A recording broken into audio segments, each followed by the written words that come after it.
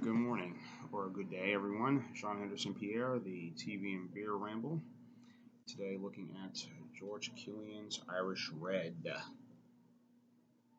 Uh, some places look at it as 4.9%, others look at that as 5.4. I say I'm going with 5.4%. Introduced in 1864 by the Lett Brewery, named after George Killian Lett. The brewery has shut down in the 1950s. Then it was bought out by Pelforth Brewery, um, part of the Heineken France division, in the mid 50s, and a red lager or American amber style beer, red ale, people like to call it.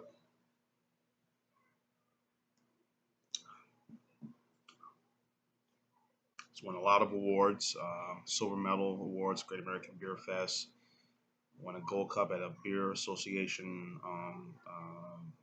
Brewers Association conference, I believe, and won a gold medal in that in 1998, I believe. So by the 1980s, the brewery was bought by Coors, and now it's been under the Coors family since then. Around that time, the recipe kind of remains the same. If you look at the color, nice red lager color there. You can see.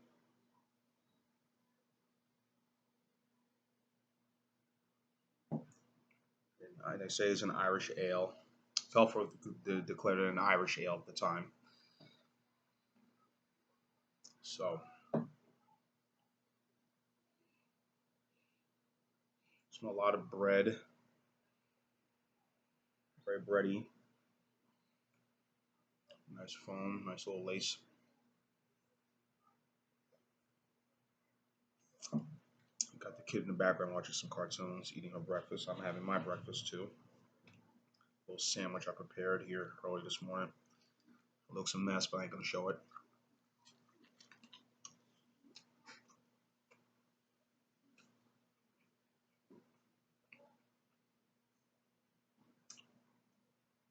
What do you say about this beer? This beer is pretty well balanced, pretty smooth. A lot of people, beer advocate, excuse me, and gives it an okay score of 70. The brothers give it a 75 score, so they say it's okay too. Since it's been under the Coors ownership, nothing has really changed with this beer at all.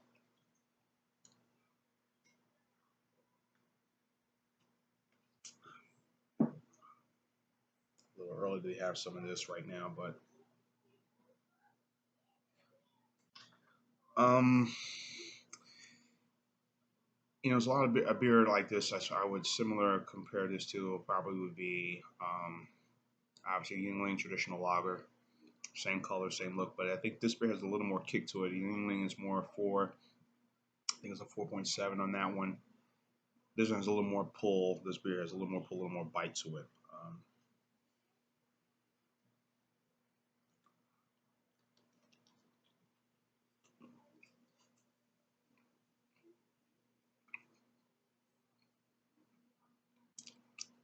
It's pairing well with this.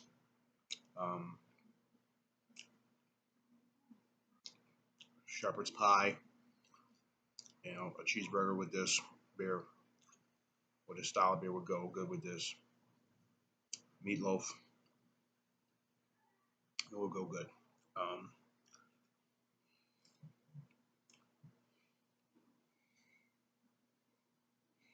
it's very, the aroma is very strong. Um, Again, system ownership, of course. Again, nothing's changed with the recipe at all. I think it's the biggest debate is the ABV. Is it at 5, 4.9 or 5%? Is it 5.4? It tastes more like a 5.4 to me.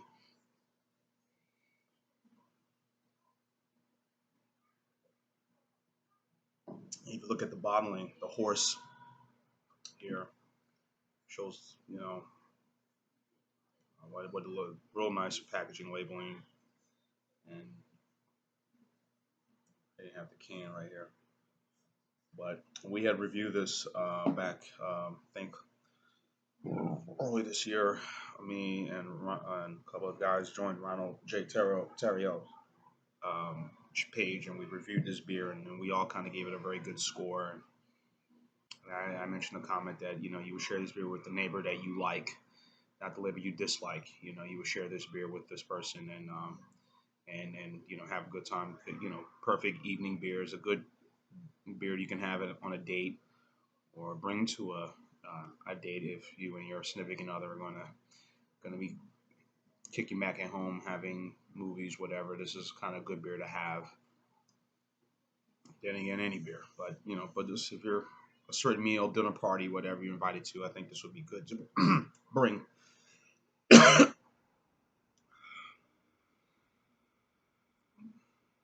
potency again, it's just more strong. So I really think this is a 5.4.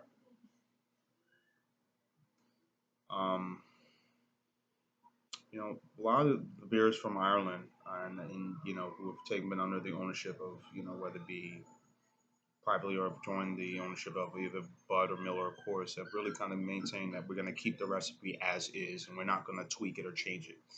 Guinness, this beer, um, um, Guinness Drought, which I've had, Guinness Extra Stout, which I've had before, but I got a bottle here I'm going to review sometime soon.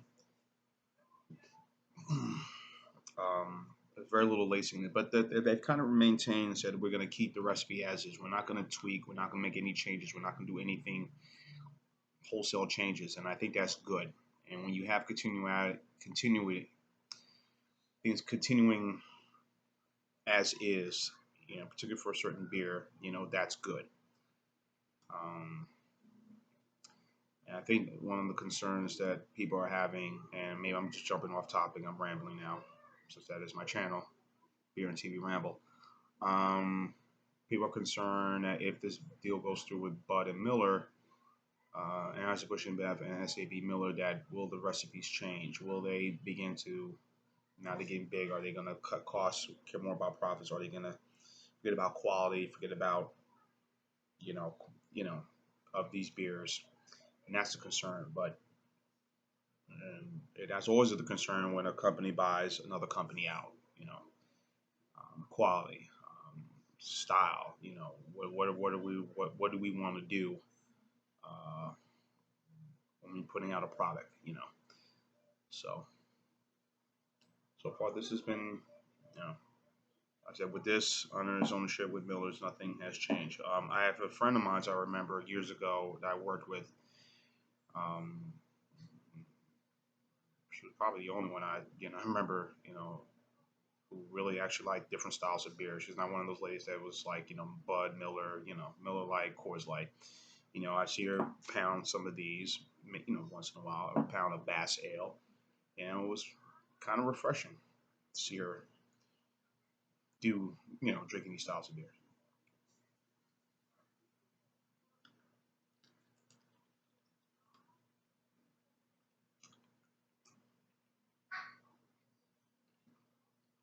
So,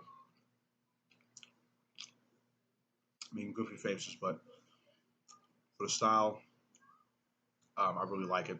Um, I'm giving this a solid 10 for style. I would buy this again. Six pack. The six packs are around here range for this beer. About $7.99. My area, Mobile. I don't know what it is where your town is, but it's about $7.99 for this beer. You know, I can't get my significant other drink it. She just doesn't care for it. So, Bud Light all the way. Bud Light for her all the way. But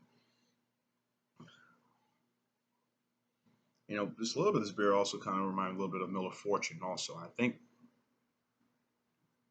don't think Coors had put out as this as a beer kind of similar to that level, but it's kind of reminded me a little bit of that. Maybe the scent of it, the look of it, but Miller Fortune is more has more of a hint of bourbon in it, This one doesn't, but it kind of does. But I'm not sure what the flavor it is, but the color's about the same. But but I really like this beer a lot. Very enjoyable. So solid 10 for me for this beer. Tell me what you think. Leave your comments on the bottom. And George Killian's number one for me. I am Sean Henderson Pierre, the TV and beer runner, telling you to keep watching and cheers.